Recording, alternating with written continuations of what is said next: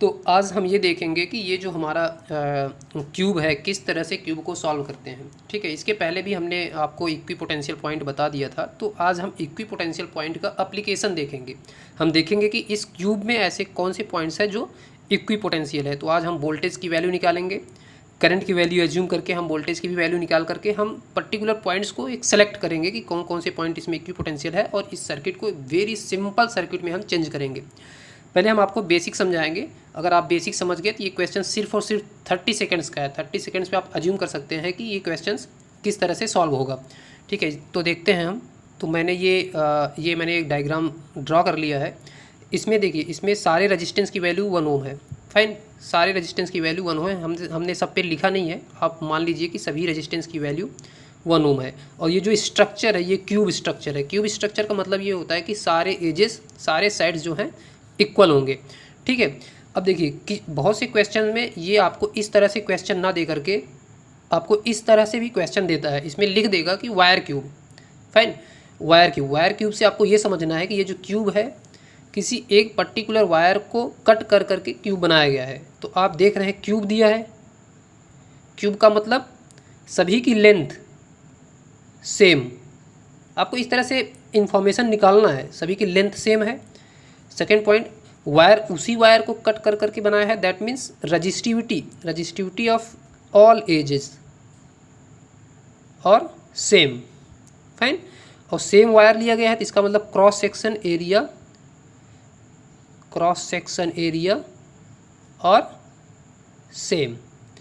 इससे हम क्या फाइंड आउट करते हैं, इससे हम कर सकते हैं कि R equal to rho L by A, जो भी इसकी वैल्यू आएगी वह सभी एजेस की रेजिस्टेंस वैल्यू शो करेगी। इसका मतलब जो भी इसकी वैल्यू, जैसे मान लीजिए इसका 2 ओम आ गया, ठीक, तो इस एज पे रेजिस्टेंस वैल्यू कितना आएगी 2 ओम, इस एज पे रेजिस्टेंस की वैल्यू 2 ओम, इस एज पे रेजिस्टेंस की वैल्यू 2 ओम, ऐसे सारे एजेस की रेजिस्टेंस वैल्यू 2 ओम होगी। अगर इस तरह से क्वेश्चन में कहता है क्यूब वायर, तो आपको इस तरह से फाइंड आउट करके और रेजिस्टेंस यहाँ पे बनाना है। तो आपका डायग्राम कुछ इस तरह से आ जाएगा, या फिर डायरेक्टली क्वेश्चन में दे देता है, या फिर आपको बनाना है। तो हमने यहाँ रेजिस्टेंस की वैल्यू 1 ओम मान रखी है, तो हम इसको सॉल्व करके आपको सिखाएंगे कि इक्विपोटेंशियल पॉइंट्स कैसे फाइंड आउट करते हैं, और आप उसी तरह से इस क्वेश्चन को सॉल्व करेंगे। ठीक है, तो हम पहले इसमें फाइंड आउट करते हैं। चलिए मान लेते हैं कि points A, B, C, D, E, F, G, N, H मैंने इस तरह से नॉमेनक्लेचर कर दिया है। और पॉइंट A पे हमने मान लिया है कि 10 वोल्ट की हमने एक सेल का पॉजिटिव टर्मिनल, ध्यान से देखिए, इधर हम पॉजिटिव टर्मिनल इस पॉइंट पे अटैच किए हैं, नेगेटिव टर्मिनल हमने उसके दूसरे पॉइंट पे D पॉइंट पे अटैच किया है। तो हमने एक चीज़ और अज्यूम किया कि ये सारे लोड सेम है। देखिए ये वोल्टेज यहाँ पे है ना, ये 10 वोल्ट का वोल्टेज पॉइंट A पे है, तो पॉइंट A से के सामने जो है उसके आगे ये लोड 1 ओम का है। तो जाहिर सी बात है कि अगर लोड हमारे सेम होते हैं तो करंट इक्वली डिस्ट्रीब्यूट होता है। ये हम आपको फिर से बताएंगे जब हम सर्किट्स में वोल्टेज और करंट को स्टार्ट करेंगे ना, तो मैं आपको बताऊंगा कि अगर किसी वोल्टेज सप्लाई या किसी सोर्स के सामने लोड सेम हो, रेजिस्टेंस वैल्यू सेम हो, देखिए 1 ओम 1 ओम 1 ओम, तो करंट इक्वली डिस्ट्रीब्यूट होता है। इसलिए करंट 1 एम्पियर इसमें आएगा, 1 एम्पियर इसमें आएगा, और फिर 1 एम्पियर इसमें आएगा, तीनों रजिस्टेंस में। और देखिए 1 एम्पियर रजिस्टेंस अगर यहाँ आया तो यहाँ से भी इक्वली डिवाइड होगा, क्योंकि लोड आगे भी सेम है, 1/2 एम्पियर 1/2 एम्पियर। अब देखिए ये 1/2 इधर हो गया, आप ऐसे डिवाइड कर सकते हैं 1/2। अब देखिए ये 1 एम्पियर यहाँ पे आया तो 1/2 इधर और 1/2 इधर, ठीक। अब ये 1/2 यहाँ पे आया, ये देखिए, और ये 1/2 इस ब्रांच का 1/2 इधर आके मिक्स हुआ, जो दोनों मिक्स होंगे फिर से यहाँ 1 एम्पियर, ठीक है। देखिए ये 1/2 एम्पियर यहाँ पे आया, ठीक, और ये 1/2 B पॉइंट से आ रहा है, दोनों 1/2 प्लस 1/2 1 एम्पियर करंट इधर साइड फ्लो होगी। ये मैं आपको KCL में बताऊंगा, सारी चीज़ें आप समझेंगे KCL कैसे अप्लाई होता है, बट यहाँ पे आपको एक रिव्यू दे रहे हैं क्योंकि इस क्वेश्चंस में ज़रूरत है। अब ये देखिए 1/2 एम्पियर इस ब्रांच में आया, 1/2 यहाँ पे आया F पॉइंट से, तो 1/2 प्लस 1/2 1/2 प्लस 1/2 कितना हो गया, इस रजिस्टेंस में आएगा 1 एम्पियर। अब देखिए 1 एम्पियर इधर से आ रहा है, 1 एम्पियर इधर से आ रहा है, 1 एम्पियर इधर से आ रहा है, तो यहाँ पे आएगा कितना 3 एम्पियर। तो हमारा जो डायग्राम है, जो हमने करंट की वैल्यू मान रखी है, तो कुछ इस तरह से उसका शो किया जाएगा। ठीक है, अभी हमारा नेक्स्ट स्टेप क्या है कि इक्विपोटेंशियल पॉइंट को हमें अल्टीमेटली इक्विपोटेंशियल पॉइंट को फाइंड आउट करना है। अब देखिए मान लेते हैं कि ये सोर्स हम अभी निगलेक्ट कर रहे हैं, इस सोर्स को हम ध्यान में नहीं दे रहे हैं। ये एक सुपरपोजिशन थ्योरम करके एक टॉपिक है, सुपरपोजिशन थ्योरम। वो मैं आपको नेक्स्ट जब वोल्टेज और करंट सोर्स बताऊंगा तो उसमें मैं बता दूंगा कि सुपरपोजिशन थ्योरम किस तरह से अप्लाई किया जाता है। अभी के लिए आप ये मान लीजिए कि यहाँ पे ये सोर्स नहीं है। अगर ये सोर्स नहीं है तो इस पॉइंट पे कितना वोल्टेज बचेगा, देखिए इसमें ड्रॉप कितना होगा, I into R, 1 ampere multiply by 1 ohm. Drop कितना होगा, 1 multiply by 1 volt drop. Fine, इस रेजिस्टेंस में कितना ड्रॉप होगा, 1/2 ampere, current value 1/2 ampere multiply by 1 ohm, resistance same है तो 0.5 वोल्ट। इस रेजिस्टेंस में कितना ड्रॉप हुआ, 1/2 ampere multiply by resistance 1/2 multiply by 1, fine 0.5 volt, इतना हमारा ड्रॉप हुआ। ठीक है, तो इस पॉइंट पे अगर हम देखें, यहाँ से अगर यहाँ तक वोल्टेज सोर्स जो यहाँ पे लगाया गया है, इसका यहाँ पे कितना वोल्टेज बच जाएगा, 10 वोल्ट माइनस दिस ड्रॉप। ठीक है ना, 10 volt minus 1 voltage drop is equal to 9 volt. यहाँ पे 9 वोल्ट आया इस सोर्स की वजह से। अभी मैंने इस सोर्स को निगलेक्ट किया है। ठीक है, ये सब चीज़ें आपको बहुत ही ध्यान से समझनी है, नहीं तो सारा क्वेश्चन गलत होगा। मैंने इस सोर्स की वजह से 9 वोल्ट यहाँ पे आया। अब देखिए सेम इस पॉइंट पे कितना वोल्टेज आएगा, 1 वोल्ट है, सॉरी 1 ओम रेजिस्टेंस है, 1 एम्पियर करंट है, ड्रॉप 1 वोल्ट आएगा, ड्रॉप 1 वोल्ट आएगा तो बचेगा कितना, 9 वोल्ट एफ पॉइंट पे। ठीक है, मैं इसको थोड़ा सा हाईलाइट कर देता हूँ पॉइंट्स को। ये बी पॉइंट है, ये सी पॉइंट है, ये ए पॉइंट है, ये एच पॉइंट है, ये डी पॉइंट है, ये ई पॉइंट है, ये एफ पॉइंट है, ये जी पॉइंट है। तो अभी देखिए एफ पॉइंट पे जो वोल्टेज की वैल्यू है 9 वोल्ट, बी पॉइंट पे वोल्टेज की वैल्यू 9 वोल्ट। क्या हम ये कह सकते हैं कि point B and point F are equipotential? ये तब कह सकते हैं जब यहाँ पे कोई सोर्स ना हो, क्योंकि हमने अभी निगलेक्ट माना है। अगर इसको निगलेक्ट कर दें तो ये दोनों पॉइंट इक्विपोटेंशियल होंगे। क्यों? क्योंकि इन दोनों पॉइंट्स पे वोल्टेज की वैल्यू सेम आ रही है इस वोल्टेज सोर्स की वजह से। बट यहाँ पे हमारे पास एक और वोल्टेज सोर्स है, तो हम इसकी वजह से भी चेक करेंगे कि इन पे पोटेंशियल कितना आ रहा है। अगर इसकी वजह से भी पोटेंशियल सेम आ रहा है तो हमारे दोनों पॉइंट्स इक्विपोटेंशियल होंगे। अब देखिए यहाँ पे -10 वोल्ट है, ठीक, -10 वोल्ट है। यहाँ पे ड्रॉप कितना हुआ, इसके क्रॉस 1 वोल्ट का ड्रॉप होगा, 1 वोल्ट का ड्रॉप हो, क्योंकि 1 एम्पियर करंट 1 एम्पियर वोल्टेज, इसके क्रॉस ड्रॉप 0.5 का है। ठीक, 1 वोल्ट का ड्रॉप इसके क्रॉस है, तो -10 वोल्ट यहाँ से 1 वोल्ट का ड्रॉप इसमें ऐड होगा, उसके बाद 0.5 का ड्रॉप ऐड होगा, मतलब -10 + 1 + 0.5 हो जाएगा -8.5 वोल्ट।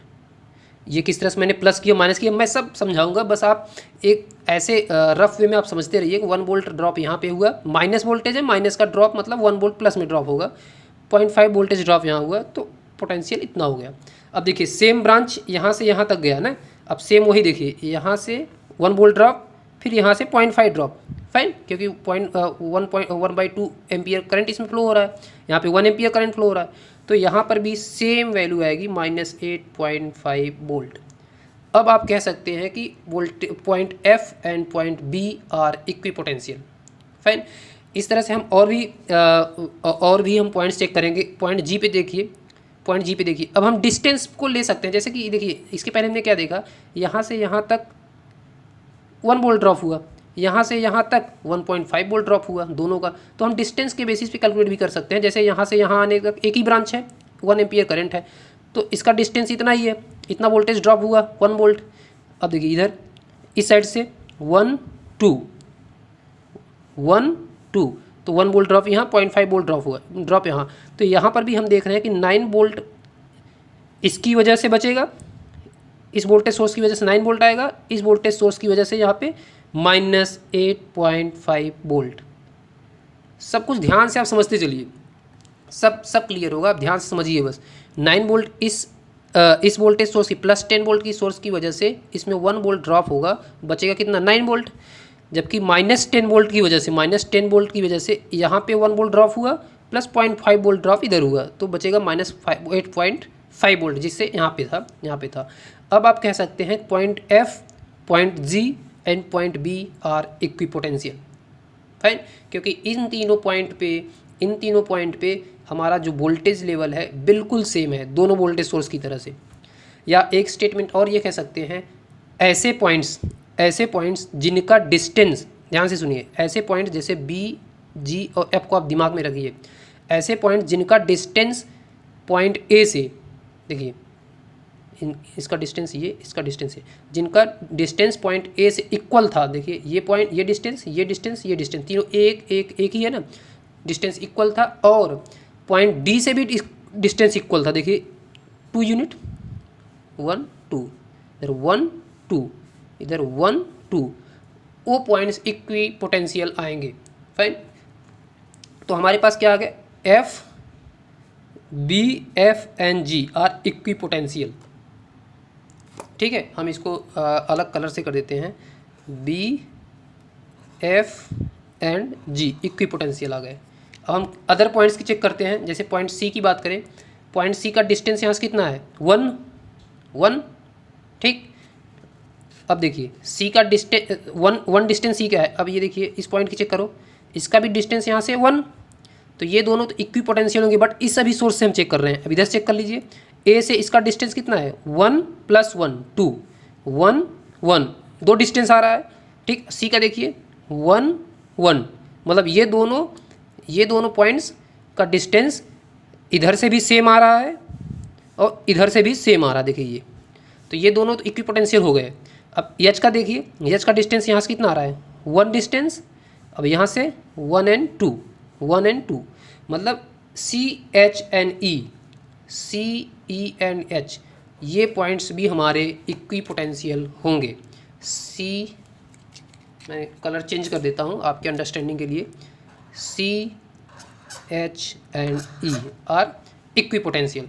फाइन, तो अभी तक हमने ये समझ लिया कि इस कंस्टेलेशन में, क्यूब में, हम किस तरह से इक्वी पोटेंशियल को डिफाइन करेंगे। ठीक है, अगर हम इसमें भी आप देख सकते हैं, इसमें भी बनाना चाहे तो आप बना लें। कौन कौन से पॉइंट आए थे, बी, सॉरी 1 मिनट, मैं आपको कलर चेंज करके दिखा देता हूँ। B points, G point and F point, ये इक्वी पोटेंशियल थे। सिमिलरली हमारे पास आ गए थे H point, C and E, ये तीनों इक्वी पोटेंशियल हो गए।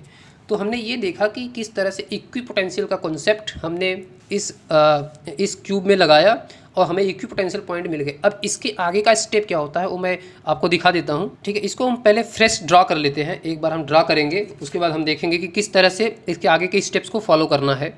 ये देखिए, मैंने इसको कुछ इस तरह से ड्रा कर लिया है। यहाँ पे नाम मैं दे रहा हूँ, ये हमारा ए है, ये हमारा बी है, और ये सी है, ये है, ये डी है, ये ई है, ये एफ, ये जी एंड ये एच। अब देखिए बी जी एफ, मैंने तीनों ब्रांच को इस तरह से बना दिया है कि तीनों हमारे इक्वी पोटेंशियल से आ रहे हैं। सिमिलरली हमने सी एच एंड ई को इक्वी पोटेंशियल हमने शो किया है। ठीक है, अभी मैं इसको हटा देता हूँ, अभी आप इस पर फोकस कीजिए बस। आप इस तरह से इसको देख सकते हैं। अब मैं क्वेश्चंस को सॉल्व करने का आपको ट्रिक बताऊँगा, किस तरह से क्वेश्चन को सॉल्व करना है। ठीक है, अब देखिए F G and B equipotential point है, तो हम इन तीनों पॉइंट्स को क्या करेंगे, सिंगल पॉइंट मानेंगे। फाइन, इन तीनों पॉइंट्स को सिंगल पॉइंट मानेंगे। ठीक है, तो हम क्या करेंगे, जी को देखिए, जी को हम इस पे लाके पुट करेंगे, आप देखते रहिए। और बी को भी हम क्या करेंगे, बी को भी इस एफ पॉइंट पे ला करके पुट करेंगे। ठीक है, हमने क्या किया कि G point, F point, B point तीनों इक्वी पोटेंशियल है, तो तीनों को किसी एक पॉइंट पे पुट करेंगे। देखिए इस तरह से हमें ऐसे ला करके क्लम कर रहे हैं एक ही पॉइंट पे। तो आप देखिए ये तीनों ब्रांच क्या होंगे, पैरेलल आ जाएंगे। ये तीनों ब्रांच वन साइड तो ए पे है। चलिए मैं इसको ड्रॉ कर देता हूँ कुछ इस तरह से। ये हमारा ए पॉइंट है, ए से हमारा बी एंड एफ एंड जी, जी को हमने एक पॉइंट मान रखा है, बी एफ एंड जी को हम मान लेते हैं ये हमारा पॉइंट हो गया। ठीक है, तो ये हमारा हो गया ए टू बी, ये जो रेजिस्टेंस है 1 ओम यहाँ पे आ गया। ठीक, ए टू बी। अब ए टू एफ देखिए, ए टू एफ, ये हमारे तीनों एक ही पॉइंट हो गए, 1 2 3, ये तीनों हमारे एक ही पॉइंट हो गए क्योंकि इक्वी पोटेंशियल है। तो ए टू एफ को भी हम कुछ इस तरह से बना सकते हैं। फाइन, अब देखिए ए टू जी को भी हम कुछ इसी तरह से बना सकते हैं क्योंकि इक्वी पोटेंशियल पॉइंट है, तो हम सबको एक ही पॉइंट से कनेक्ट करेंगे। ठीक है, अब देखिए, अब ये डी पॉइंट देखिए, डी पॉइंट से सी पॉइंट, एच पॉइंट और ई पॉइंट तीनों कनेक्ट हैं और तीनों इक्वी पोटेंशियल हैं। तो हम इसको कुछ इस तरह से ड्रॉ कर सकते हैं मान लेते हैं ये हमारा डी पॉइंट है, ठीक है। अब देखिए सिमिलरली हम इसको भी यहाँ पे ड्रा करेंगे। देखिए एच, एच, सी एंड ई, अब ये तीनों हमारे इक्विपोटेंशियल हैं, है कि नहीं है। तो हम क्या करेंगे कि इसको ई पॉइंट को हम एच पे ले जा करके पुट करेंगे, ध्यान से देखिए, और सी पॉइंट को भी हम एच पे ले जाके पुट करेंगे। देखिए आप अगर ई को एच पे ले जा रहे हैं, सी को एच पे ले जा रहे हैं, तो ये हमारा सिंगल पॉइंट बनेगा, और सिंगल पॉइंट हमारा मान लेते हैं यहाँ पे है, ये हो गया C H and E, fine, कोई प्रॉब्लम। देखिए ये हमने सी ई एच ये तीनों को हमने एक पॉइंट पे बना दिया, तो ये 1 2 3 ये तीनों रेजिस्टेंस हमारे पैरेलल में आ गए। सिमिलरली इधर हमने इन तीनों को एक पॉइंट पे बना दिया इधर, ठीक है, तो ये 1 2 3 ये तीनों रेजिस्टेंस हमारे पैरेलल में आ गए। अब इन दोनों के बीच में क्या होगा आप वो ध्यान दीजिए, इन दोनों के बीच में आप यहाँ पे ध्यान से देखेंगे ना, तो अब इस वाले को एक अलग सेक्शन में ऐसे देखें और इस वाले को एक अलग सेक्शन में देखें, तो आप ध्यान से देखेंगे तो ये रेजिस्टेंस हमारे पैरेलल में आएंगे, 1 2 3 4 5 एंड 6 के 6 रेजिस्टेंस हमारे पैरेलल में होंगे। मैं आपको और दूसरे एंगल से विजुलाइज करा देता हूँ। आप बस ये सोचिए कि ये 1 2 3 ये तीनों एक पॉइंट है, फाइन, एक पॉइंट है, ये 1 2 3 ये तीनों एक पॉइंट है। अब देखिए इस रेजिस्टेंस का पहला एंड एक पॉइंट पे कनेक्ट है, दूसरा एंड इस पॉइंट पे कनेक्ट है, इस रेजिस्टेंस का पहला एंड इसी पॉइंट पे कनेक्ट है, दूसरा एंड भी इसी पॉइंट पे कनेक्ट है, सेम एच है ना। मैं बना लेता हूँ, अगर मैं इस रेजिस्टेंस की बात करूँ, बी से एच पे जा रहा है, अब देखिए बस, ठीक, ये हो गया बी से एच। अब बी से सी भी एक जा रहा है, तो बी से सी, क्योंकि यही सेम पॉइंट है, सी एच यही पॉइंट है, बी एफ जी यही पॉइंट है। सिमिलरली एफ से एच पे जा रहा है, एफ यही पॉइंट है और एच इधर आ गया, ठीक। अब इधर देखिए जी से ई पे जा रहा है, तो जी भी यही पॉइंट है, जी से हमने उठाया और ई पे कनेक्ट किया, ठीक है। अभी कौन सा बच गया, एफ से एच पे जा रहा है, ये भी यही पॉइंट है, एफ भी हमारा ये पॉइंट एफ है, ये पॉइंट एच है, ठीक है। कोई प्रॉब्लम नहीं होनी चाहिए, आपको समझने में बहुत ही आसान है, कोई दिक्कत नहीं है, आप 1 2 बार करेंगे ना तो ये बहुत ही आसानी से हो जाएगा, ठीक है। अब देखिए जी से सी पे जा रहा है, ये देखिए आपने क्या देख लिया, वैसे आप देख करके भी एनालाइज कर सकते हैं। ये 6 रेजिस्टेंस जो है ये तीनों के 6 के 6 हमारे पैरेलल में आएंगे, क्योंकि ये 1 2 3 ये हमारे एक पॉइंट पे हो गए, ये तीनों हमारा एक पॉइंट पे हो गया। तो आप 1 2 बार एनालिसिस करिए, 1 2 बार ध्यान से देखिए इसको, आप समझ जाएंगे। अब देखिए सारे रेजिस्टेंस अगर 1 ओम है, 1 ओम है जो कि क्वेश्चन में दे रखा है 1 ओम है, तो पैरेलल कम्बिनेशन में इसका वैल्यू कितना हो जाएगा, 1/3 या आर मान लेते हैं हम, अगर सारे रेजिस्टेंस हमारे आर दिए हैं, सभी रेजिस्टेंस ईच रेजिस्टेंस अगर आर दिया है, ठीक है, ईच रेजिस्टेंस आर, तो ये r/3 यहाँ पे कितना हो जाएगा r/6, ठीक है, यहाँ पे कितना हो जाएगा r/3। ये देखिए इसका हो गया r/3 और इसका हो गया r/6, क्योंकि 6 रेजिस्टेंस है, 6 के 6 हमारे r हैं, तो हमारे r/6 इक्विवेलेंट कितना हो जाएगा r/3 plus r/6 plus r/3 कितना आ गया, एलसीएम लीजिए 6 2r plus r plus 2r 5/6r, ये हमारा हो गया फाइनल आंसर, ठीक है। इसको हम इस तरह से क्वेश्चंस को करते हैं।